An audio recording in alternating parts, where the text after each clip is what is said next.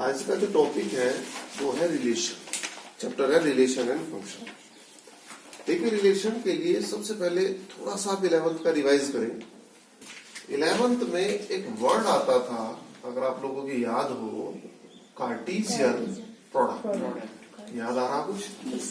Cartesian product में क्या होता था, हमारे पास एक सेट है ए बी, कुछ भी हो सकता है, सेट 1 2 3 भी हो सकता है। हमारे पास एक सेट बी है, ये है सपोज करो 1 2 3, कुछ भी हो सकता है।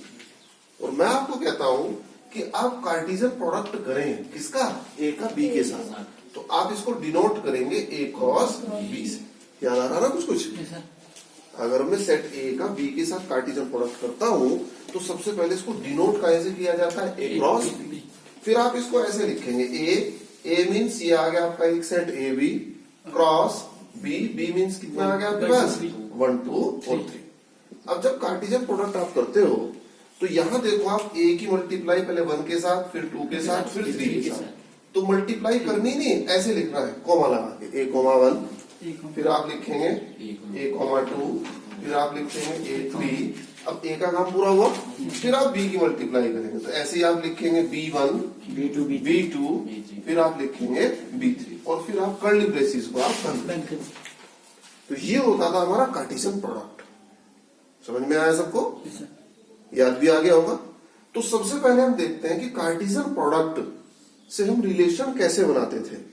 तो बेटा, आप लोगों को बार बार समझाया गया था कि रिलेशन जो होता है, R is the subset of A cross B. कि रिलेशन जो होता है हर स्थिति में वो ए क्रॉस बी का सबसेट होता है। और इस आर को आप क्या बोलते थे, ए आर बी, यानी ए का रिलेशन बी के साथ। अब मैं आपको बताता हूं एक एग्जांपल के थ्रू।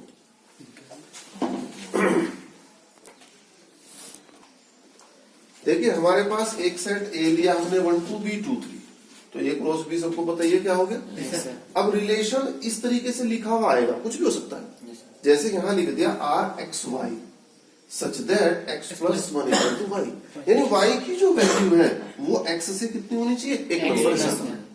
और ये मैं आपको बता ही चुका कि ये पूरा का पूरा जो ब्रैकेट है ये ऑर्डर्ड पेयर कहलाता है। रिलेशन के जितने भी एलिमेंट है वो सारे ऑर्डर्ड पेयर की फॉर्म में आते हैं, इसीलिए इसका जो सेट है वो ऑर्डर्ड पेयर की फॉर्म में लिखा गया। फिर आपको ये भी पता है कि पहला जो एलिमेंट है वो क्या है, एक्स, और दूसरा जो एलिमेंट है वो क्या है, वाई। क्योंकि जितने भी ऑर्डर्ड पेयर है सबका जो पहला एलिमेंट है वो कहाँ मिलेगा, पहले वाले में, यानी ए वाले में। ये जो ए सेट होता है ये वाला देखो, और जो बाद वाला सेकंड ऑर्डर वाला जो एलिमेंट है वो सारा कहाँ मिलेगा हमें, बी में। ठीक है, इसको हम कैसे लिखते हैं, वाई से। तो यहां आप देख रहे हो कि रिलेशन के अंदर ऐसे ऑर्डर्ड पेयर आप लिख दें जिनमें वाई की वैल्यू एक्स से एक ज्यादा है। तो क्या ये पहले वाला आएगा ना, क्यों वाई की वैल्यू एक्स से एक ज्यादा नहीं है यहां से? बात पे ध्यान दो आप भाई। अगर आप इसको यहां पुट करें तो x प्लस 1, एक्स की वैल्यू 1 पुट करिए आपने, 1 और 1 2, और वाई की 2, तो रिलेशन को आप फिलफुल कर रहा है। तो इसको आप लिख देंगे रिलेशन के अंदर क्या आ गया आपका 1 2। अब आगे बढ़ो, क्या 1 3 आएगा, क्यों, वाई की जो वैल्यू है वो एक में 2 ज्यादा है, तो इसलिए ये जो ऑर्डर्ड पेयर है ये इसको सेटिस्फाई नहीं कर रहा। ठीक है, क्योंकि मैं आपको बता चुका relation is the subset of A cross B, but आगे एक दिया हुआ भी होगा कि जो ऑर्डर्ड पेयर है उनके फर्स्ट और सेकंड ऑर्डर के जो एलिमेंट है उनको आपस में जोड़ने के लिए एक रिलेशन होगा, तो उसको सेटिस्फाई करेगा। तो ऐसा नहीं कोई सा भी सबसेट होगा, सबसेट ही, लेकिन जो इसकी कंडीशन को सेटिस्फाई, यहाँ 2 2 सेटिस्फाई कर रहा है, 2 3 सेटिस्फाई कर रहा है, कर रहा है। तो यहाँ आपने लिख दिया 2 3, तो ये क्या हुआ आपके पास है रिलेशन। ये हुई हमारी कहें कि 11वीं की बात। ठीक है, अब 12वीं पे चलते हैं। आज का जो टॉपिक है टाइप्स ऑफ रिलेशन। तो हमारे पास रिलेशन फिलहाल जो है वो 2 टाइप के रिलेशन, एम्प्टी और यूनिवर्सल। मैं आपको एक एग्जांपल के माध्यम से समझाता हूँ, हालांकि आप थ्योरी बुक से भी लिख सकते हैं। देखिए, एग्जांपल ये है, एक सेट ए है आपके पास 1 2, एक सेट बी है आपके पास 2 4, कुछ भी लिख दो, आपको तुम्हारी मर्जी है।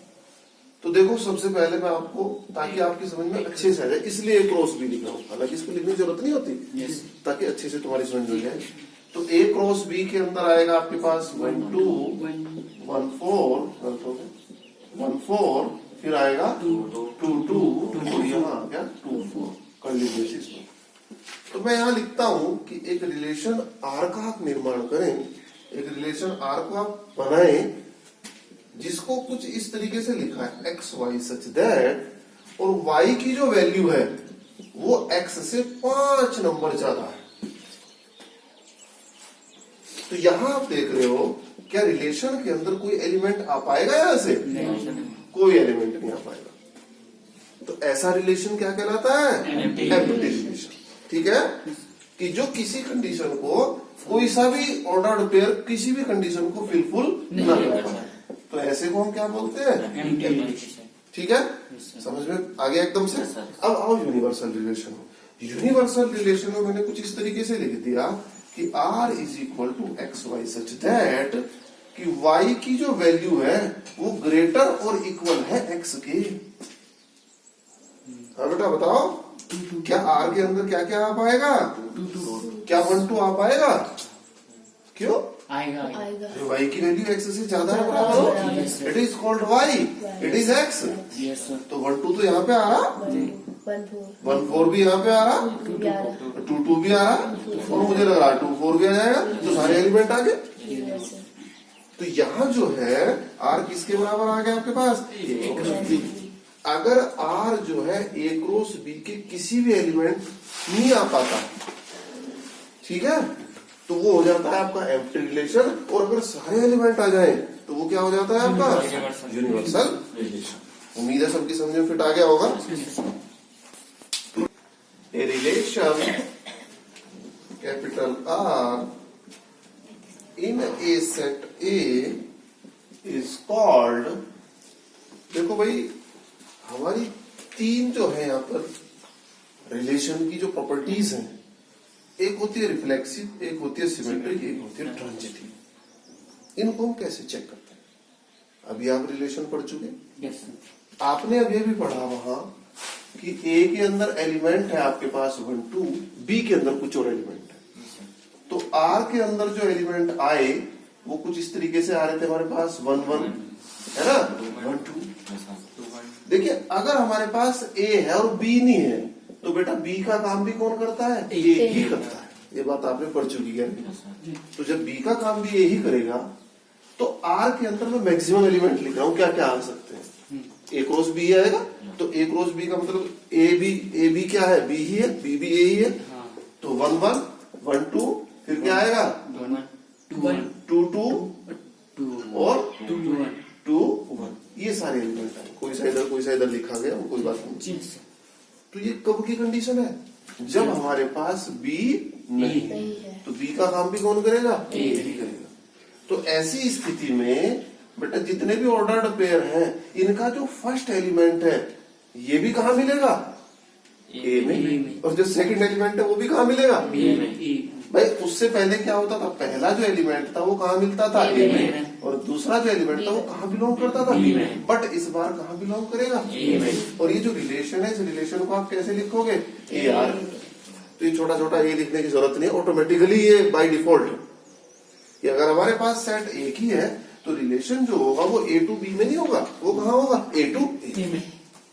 तो मैंने यहाँ लिखा कि एक relation R in A set A is called, यानी R के अंदर जो ऑर्डर्ड पेयर हैं तो उनके जो एलिमेंट है वो दोनों कहां से मिलेंगे आपको बेटा? A से। इस बार B नहीं। समझ रहे हो मेरी बात? अब मैंने लिखा पहले रिफ्लेक्सिव कंडीशन क्या होती है। रिफ्लेक्सिव कंडीशन ये होती है मेरे पास कि एक एलिमेंट AA कहां मिल जाएगा आपको? R में, कि AA belongs to R for every A belongs to A। यानी अगर ये मेरा जैसा एलिमेंट 1 है, 1 जो है वो कहाँ में है? A में है। तो बेटा 1 1 जो है वो कहाँ में होना चाहिए? R। समझ गए? अगर मेरा 2 एलिमेंट जो है, देखो यहाँ 2 जो है वो कहाँ में बिलोंग कर रहा है बेटा? A में। तो रिलेशन के अंदर ऑर्डर्ड पेयर चाहे जितने भी आ रहे, एक ऑर्डर्ड पेयर कैसा आएगा जिसमें क्या होने चाहिए, अगर 2 कहाँ में मिल गया आपको आर में, तो उस कंडीशन में उस रिलेशन को आप क्या बोलोगे, क्या क्लियर हुई बात। अब सिमेट्रिक पे आ जाओ आप। सिमेट्रिक में 2 एलिमेंट लेंगे हम। सिमेट्रिक में 2 एलिमेंट कैसे लेंगे आप, if A1, A2 belongs to R। अगर 2 एलिमेंट A1, A2 R में बिलोंग कर रहे हैं और दोनों एलिमेंट कहाँ है आपके पास, for every A1, A2 belongs to A, then A2, A1 belongs to R। भाई अगर मेरे पास एक एलिमेंट रिलेशन के अंदर A1, A2 मिल गया तो दूसरा क्या मिलना चाहिए मुझे, A2।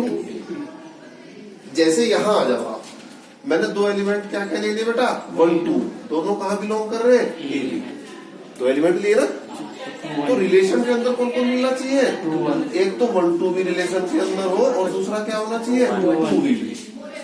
चेक हुआ भाई, 1, 2 रिलेशन के अंदर चेक हो गया और 2 अगर हो गया। अगर ऐसा हुआ तो आप उसको क्या बोलोगे, ये कैसा है, सिमेट्रिक। समझ में आया। अब आ जाओ ट्रांजिटिव। ट्रांजिटिव में क्या है हमारे पास, 3 एलिमेंट A1, A2, A3, ठीक है। तो यहाँ रिलेशन के अंदर क्या क्या होना चाहिए, अगर A1, A2 है R के अंदर, ठीक है, तो क्या होना चाहिए, A2, A3 भी R के अंदर है। तो यहाँ आपके पास क्या होगा, A1, A2 है, A2, A3 है, तो A3, A1 नहीं होना चाहिए, A1, A3, ये याद रखने वाली बात है। तो क्या होना चाहिए, A1, A3 belongs to R। अगर ऐसा है तो क्या हो जाएगा आपके पास, तो इसके आधार पर कल और कुछ बातें बताई जाएंगी। फिलहाल